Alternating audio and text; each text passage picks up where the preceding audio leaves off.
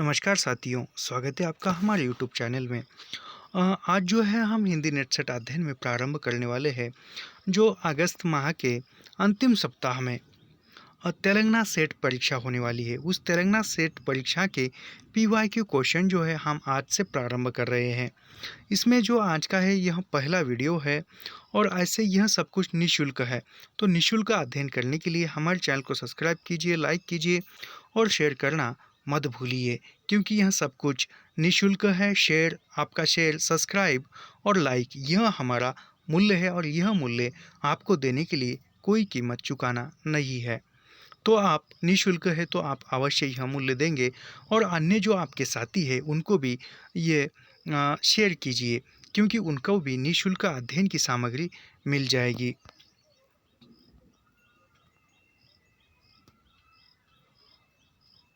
यहाँ पर पहला प्रश्न है, निम्नलिखित में से कौन सा वाक्य शुद्ध है। अभी शुद्ध वाक्य कौन सा है? यह उसे मृत्युदंड की सज़ा दी जाएगी।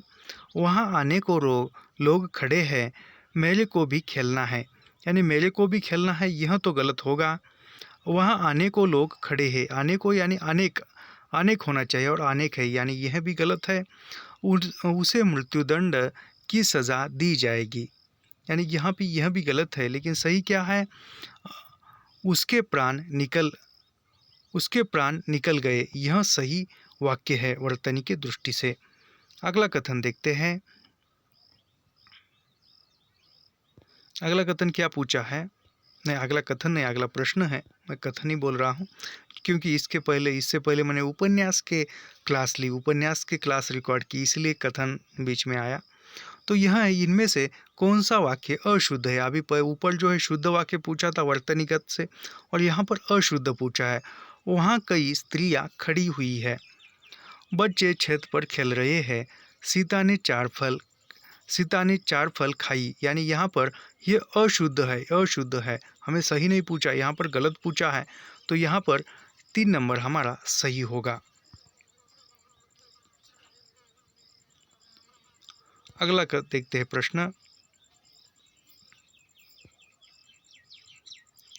जिस ध्वनि के उच्चारण में मुख विवर में हवा का आगमन होता है, अवरोध होता है और उन उन्मोचन के समय स्फोट के साथ हवा बाहर निकलती है, वह क्या है? तो वह संघर्षी व्यंजन कहलाते हैं। याद रखिए, जिस ध्वनि के उच्चारण में मुख विवर में हवा का आगमन होता है, अवरोध होता है और विमोचन के समय स्फोट के साथ हवा बाहर निकल जाती है, वह संघर्षी व्यंजन है। याद रखिए, संघर्ष व्यंजन क्या है? तो ये है, और यह किसकी व्याख्या है? तो संघर्ष व्यंजन की है। याद रखिए।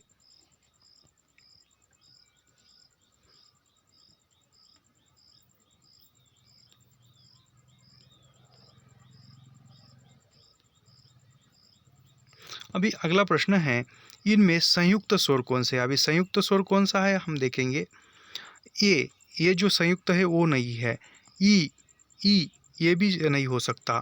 ओ, मेरे ख्याल से ओ ही जो है, यानी कहाँ जाए तो यहाँ पर संयुक्त स्वर जो है वह एक ही नहीं है, क्योंकि ये भी संयुक्त नहीं है, ये भी नहीं है, ये भी नहीं है। लेकिन देखा जाए तो यहाँ पर ओ हो सकता है, लेकिन मेरे ख्याल से यहाँ पर जो है संयुक्त स्वर एक भी नहीं है।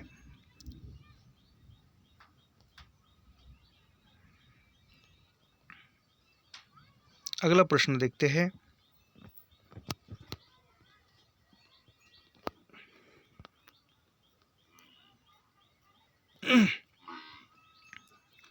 भाषा ध्वनियों के संदर्भ में सुर, मात्रा और बलाघात को क्या कहा जाता है?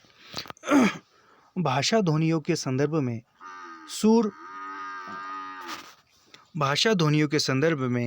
सुर, मात्रा और बलाघात को क्या कहा जाता है? इसको क्या कहा जाता है? तो ध्वनि अलंकार, ध्वनि ग्राम, ध्वनि नियम, यहाँ को इसको क्या कहा जाता है? तो ध्वनि गुण कहा जाता है। याद रखिए, यानी ऑप्शन क्रमांक डी हमारा सही होगा, 4। अगला है,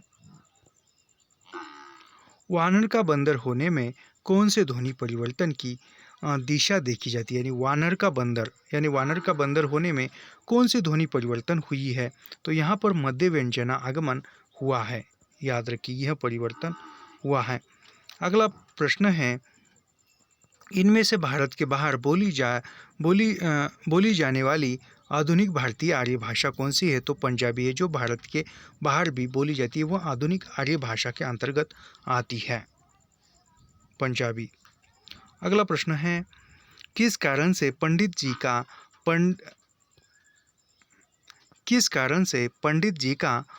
जी के रूप में उच्चारण होता है? तो यह बोलने में शीघ्रता हो तब होता है। अगला देखते हैं, दक्षिण भारत की लिपियों की आधार लिपि है। तो दक्षिण भारत की लिपियों की आधार लिपि कौन सी है? तो नंद लिपि है, याद रखिए। अगला प्रश्न है, इनमें से कौन सी रचना हजारी प्रसाद द्विवेदी की नहीं है? हजारी प्रसाद द्विवेदी की कौन सी रचना नहीं है, यह पूछा है। यह हिंदी साहित्य की भूमिका 1940 यह भी है। हिंदी साहित्य का उद्भव और विकास यह भी उनकी रचना है। हिंदी साहित्य का आदिकाल यह भी 1940 में प्रकाशित है और यह 1952 में प्रकाशित है। यह जो तीन है, यह तीन हजारी प्रसाद द्विवेदी की रचना है। लेकिन हिंदी साहित्य का आलोचनात्मक इतिहास यह राम कुमार वर्मा का है, याद रखिए। हिंदी साहित्य का आलोचनात्मक इतिहास यह हजारी प्रसाद द्विवेदी की किताब नहीं है। अगला प्रश्न देखते हैं,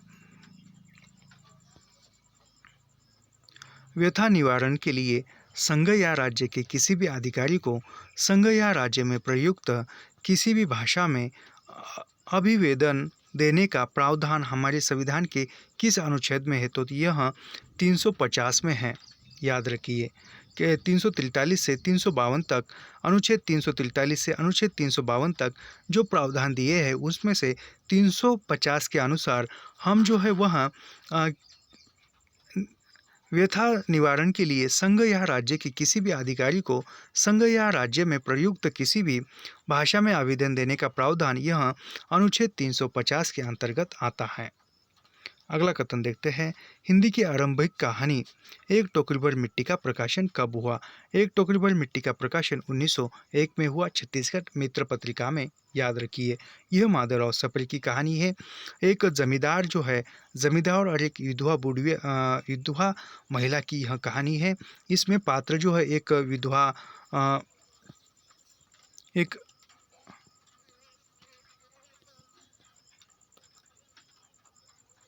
विधवा है जो बेसहारा है, और उसके बाद एक जमींदार है,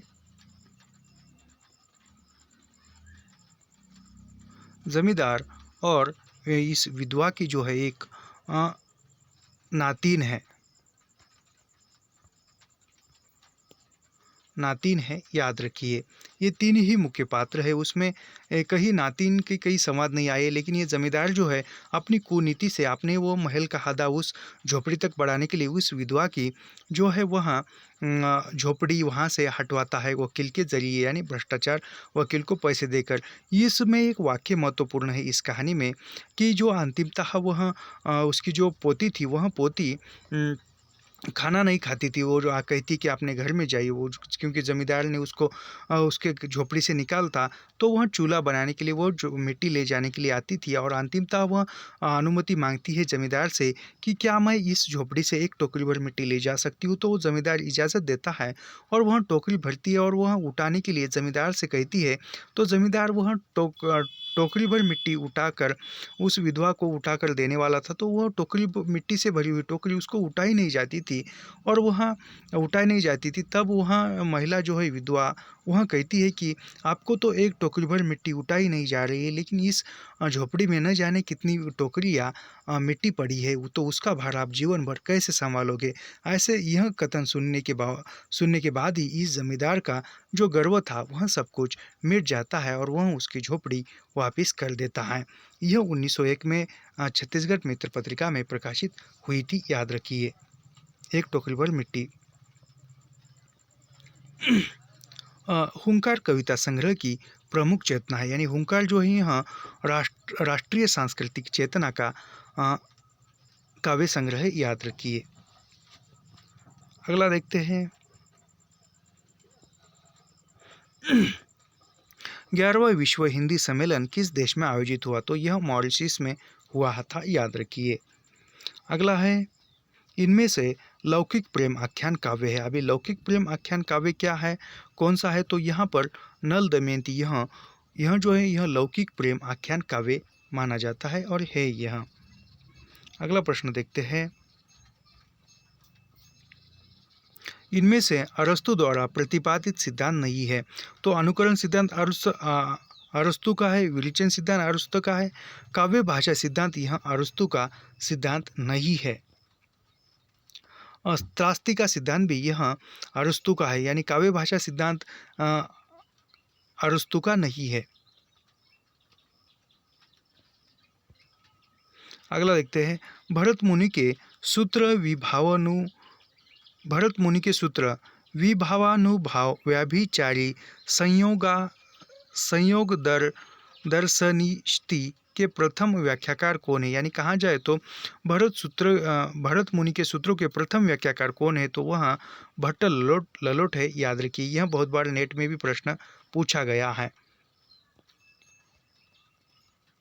अगला प्रश्न देखते हैं, किसे कठिन काव्य का प्रेत कहा जाता है? तो यह केशवदास को कहा जाता है कठिन काव्य का प्रेत। काफ़ी आसान है। यह शुक्ल हिंदी साहित्य का इतिहास जो रामचंद्र शुक्ल ने लिखा है उसके अंदर से यह लिया गया है।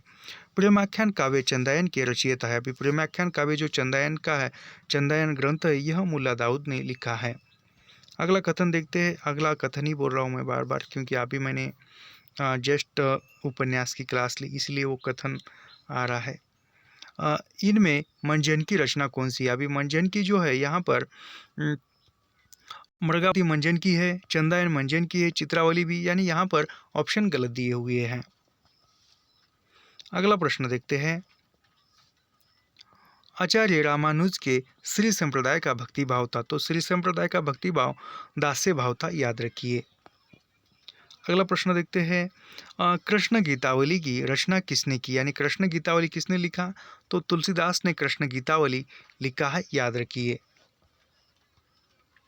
अगला प्रश्न देखते हैं, हिंदी साहित्य के उत्तर मध्यकाल को अलंकृत काल की संज्ञा किसने दी? हिंदी साहित्य के उत्तर मध्यकाल को अलंकृत काल की संज्ञा किसने दी? तो मिश्र बंधु ने दी। उत्तर मध्यकाल को अलंकृत काल किसने कहा? तो मिश्र बंधु ने कहा, याद रखिए। अगला प्रश्न है, रासो शब्द से तात्पर्य। रासो शब्द से तात्पर्य क्या है? तो कथा है, उपन्यास नहीं है, आलेख नहीं है, कविता नहीं है, कि कथा है, याद रखिए। अगला प्रश्न है, प्राकृत भाषा के पाणिनि कहलाते। तो प्राकृत भाषा के पाणिनि हेमचंद्र को कहा जाता है, जैनाचार्य हेमचंद्र को। अगला प्रश्न है, सूफी संतों में प्रसिद्ध महिला साधिका थी। तो राबिया यह साधिका थी। यह मीराबाई तो नहीं हो सकती, क्योंकि यह तो कृष्ण भक्ति शाखा में आती है। बावरी साहिबा भी नहीं है, यह बावरी साहिबा सूफी में नहीं है, और रजब भी नहीं है, तो राबिया है, याद रखिए। अगला प्रश्न देखते हैं, रीतिकाल के किस कवि को साक्षात रसमूर्ति कहा जाता है? रीतिकाल के किस कवि को रसमूर्ति कहा जाता है? तो वह घनानंद को कहा जाता है। ऐसा ही पूछा जा सकता है कि घनानंद को रीतिकाल में क्या कहा जाता है? तो वो साक्षात रसमूर्ति कहा जाता है, याद रखिए। प्रश्न घुमा फिरा कर आ सकते हैं। अगला प्रश्न है, आचार्य रामचंद्र शुक्ल के अनुसार हिंदी का पहला महाकाव्य है। तो यह पृथ्वीराज रासो यह शुक्ल के अनुसार हिंदी का पहला महाकाव्य माना जाता है।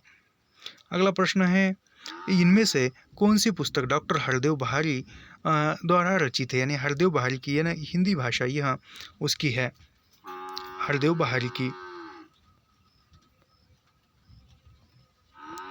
अगला प्रश्न देखते हैं, रामचंद्र की सवारी किसकी रचना है? रामचंद्र की सवारी यह महाराज विश्वनाथ सिंह की रचना है, याद रखिए। अगला प्रश्न देखते हैं, यहाँ पर इसके भी ऑप्शन गलत है।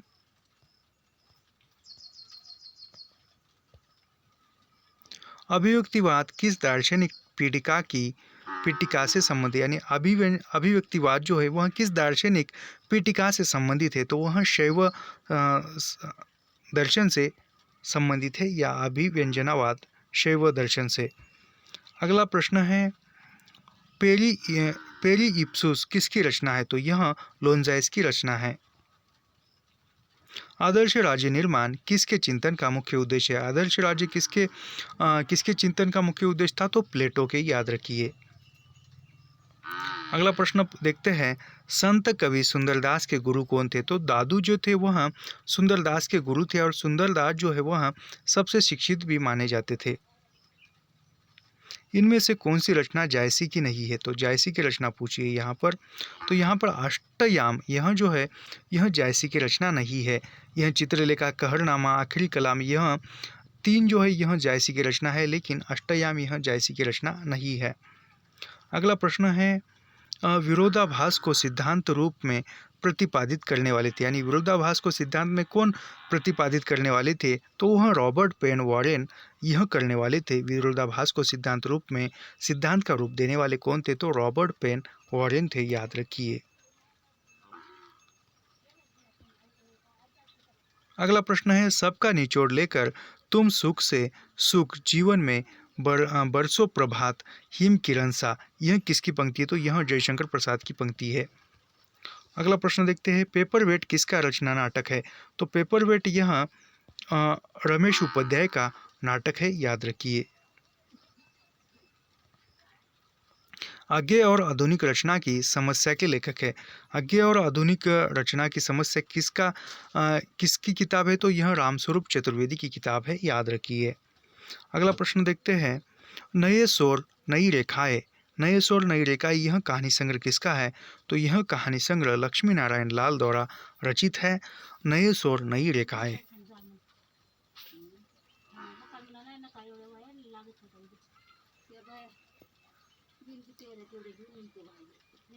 कलांतर काव्य नाटक के रचयिता है। अभी कलांतर यह काव्य नाटक किसका है? तो यह गिरजा कुमार माथुर का है, याद रखिए।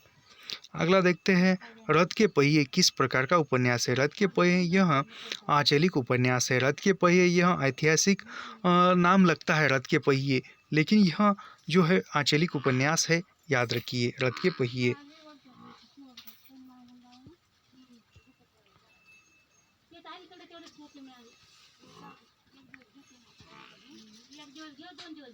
यशपाल के उपन्यास में दो खंड है, वतन और देश तथा देश का भविष्य। यह झूठा सच उपन्यास का दो खंड है। झूठा सच जो 1958 में पहला खंड प्रारंभ हुआ और 60 में दूसरा खंड, पहला खंड जो है वतन और देश यह 1958 में प्रकाशित हुआ और द्वितीय जो है 1960 देश का भविष्य यह प्रकाशित हुआ। इसमें जो है मेन पात्र जो है जयदेवपुरी और तारा कनक, यह जो है यह कहा जाए तो यह उपन्यास हमने लाइन टू लाइन पंक्ति दर पंक्ति इसी चैनल पर पढ़ा हुआ है और वीडियो रूप में आप कभी भी देख सकते हैं। इनमें से कौन सी रचना हजारी प्रसाद द्विवेदी की नहीं है? तो यहाँ पर हजारी प्रसाद द्विवेदी की रचना कौन सी नहीं है? तो यहाँ पर दो नहीं है, चारूचंद्र लेख और अष्टुडेट, यह जो दो है यह दो हजारी प्रसाद द्विवेदी की रचनाएं नहीं है। अब यहाँ पर इनमें से कौन सी रचना आत्मकथा है? ये कौन सी रचना आत्मकथा है, यह प्रश्न पूछा है। देखते हैं, इसमें तो ऑप्शन नहीं दिया गया है। अब यहाँ पर आत्मकथा, अनुभव और अभिव्यक्ति, यह आत्मकथा। आवारा मसीहा उपन्यास है। मेरी बांसुरी यह उपन्यास है और सबसे बड़ा आदमी यह नाटक है मेरे ख्याल से, लेकिन यहाँ पर आत्मकथा एक ही नहीं है। औचित्य संप्रदाय के प्रतिष्ठाता कौन है, यानी औचित्य संप्रदाय के प्रवर्तक कौन थे? औचित्य संप्रदाय का प्रवर्तन किसने किया? तो क्षेमेंद्र ने किया है, याद रखिए। अगला देखते हैं, किस कवि ने अपनी प्रेमिका के नाम पर विरह वारिस नाम पुस्तक की रचना की? तो बोधा ने की है, याद रखिए। देखिए प्रश्न कैसा पूछा गया है, किस कवि ने अपनी प्रेमिका के नाम पर विरह वारिस नामक पुस्तक की रचना की गई है? ऐसा भी पूछा जा सकता कि विरह वारिस किसकी रचना है, लेकिन किस कवि ने अपनी प्रेमिका के नाम पर विरह वारिस नामक पुस्तक की रचना की गई है? तो बोधा ने की है। बोधा यह रीतिकाल के स्वच्छंदतावादी कवि थे, यानी रीति मुक्त। खड़ी बोली की आधार बोली कौन सी है? तो खड़ी बोली की आधार बोली यह कौरवी है। अगला देखते हैं,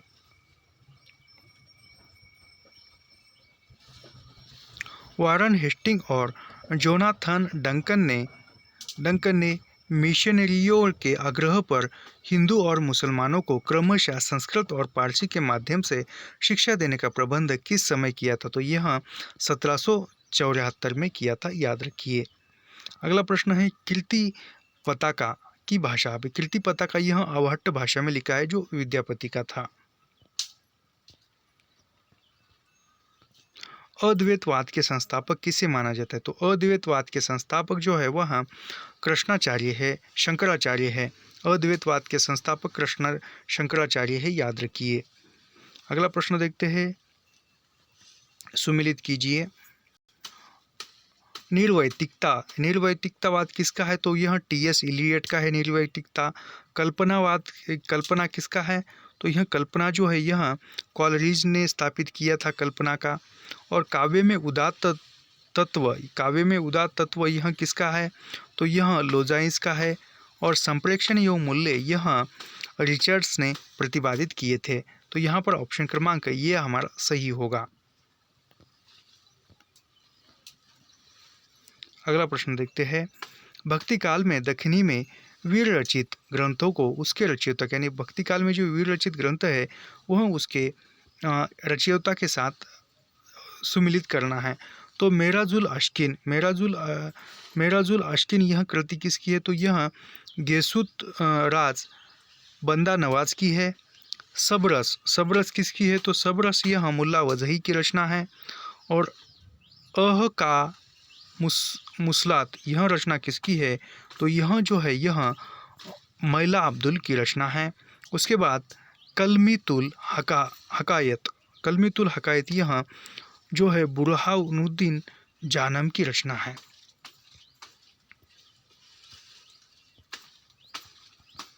अगला प्रश्न देखते हैं, यह भी सुमिलित कीजिए है। निम्नलिखित रचनाओं को उनके रचयिता के साथ, यानी यहाँ पर रचनाओं को रचयिता के साथ मिलाना है। तो सत्यवती कथा किसकी है? तो सत्यवती कथा यह ईश्वरदास की है। उसके बाद ज्ञानदीप किसका है? तो ज्ञानदीप शेख नबी का है। और रूप मंजरी यह नंददास का है। और राघवानंद कामकंदला यह आलम की रचना है। ये भी सुमिलित कीजिए है। हिंदी साहित्य के आरंभ काल को किन किन नामों से, यानी हिंदी काल के जो आरंभ काल यानी आधुनिक काल को किन किन नामों से किसने माना है? तो यहाँ पर जो है आसान बताता हूँ मैं। विजवपन का यानी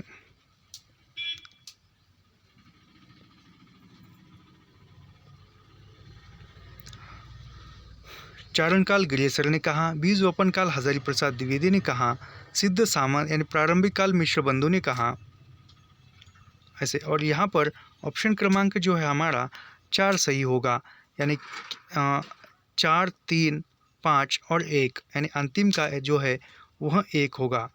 और प्रारंभिक काल यह मिश्र बंधु ने कहा है। अगला प्रश्न देखते हैं, भारतीय काव्यशास्त्र के प्रमुख सिद्धांतों के साथ उनके प्रवर्तकों एवं आचार्य कौन सा सिद्धांत किस आचार्य ने स्थापित किया है यह बताना है। तो रस सिद्धांत किसने स्थापित किया? तो रस सिद्धांत भरत मुनि ने स्थापित किया है, भरत मुनि ने। अलंकार सिद्धांत किसने बनाया है? अलंकार सिद्धांत यह भामन ने प्रतिपादित किया। रीति सिद्धांत यह वामन ने बनाया। और रस ध्वनि सिद्धांत जो है यह आनंदवर्धन ने बनाया है, याद रखिए। अगला प्रश्न देखते हैं, रीतिकालीन राम भक्ति काव्य को उनके, यानी रीतिकाल में जो राम भक्ति काव्य लिखे हैं उनको उनके रचयिता के साथ मिलाना है। सत्य उपाख्यान यह किसका है? तो सत्य उपाख्यान यह ललक दास का है। रामा अश्वमेध किसका है? तो यह जो है मधुसूदन का है। और शिवाराम रस मंजरी किसका है? तो यह जानकी शरण का है। और आनंद रामायण यह विश्वनाथ सिंह का है। अगला प्रश्न देखते हैं, प्रवासी हिंदी साहित्यकारों को उनके देशों से सुमिलित कीजिए, यानी कौन से प्रवासी साहित्यकार किस देश से आए थे यह सुमिलित करना है। तो यहाँ पर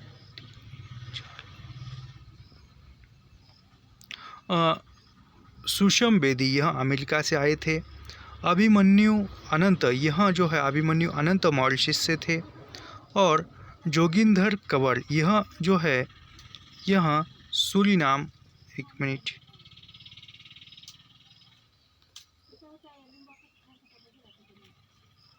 ये सूरीनाम से आए थे। और यह जो है नहीं ये सूरीनाम से नहीं, ये फिजी से आए थे।